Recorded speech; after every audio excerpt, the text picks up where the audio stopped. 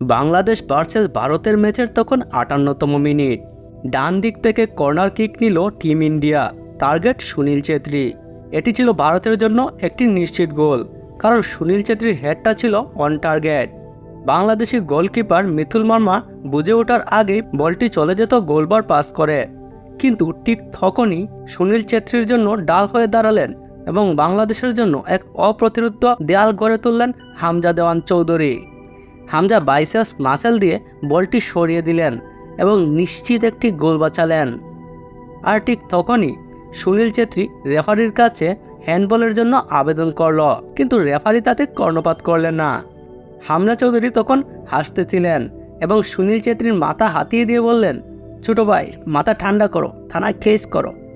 আর সুনীল ছেত্রীও তখন বোকা বনে গেল। তাহলে বন্ধুরা বোঝাই যাচ্ছে হামজা চৌধুরী সুনীল ছেত্রীকে পাত্তাই দিল না।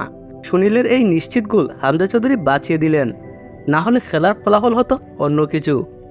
বন্ধুরা, হামজা চৌধুরীর এই ডিফেন্সটি আপনাদের কেমন লেগেছে তা অবশ্যই কমেন্টে জানাবেন। আর খেলাধুলা বিষয়ক সব ধরনের আপডেট পেতে অবশ্যই আমাদের চ্যানেলটি সাবস্ক্রাইব করবেন। ধন্যবাদ।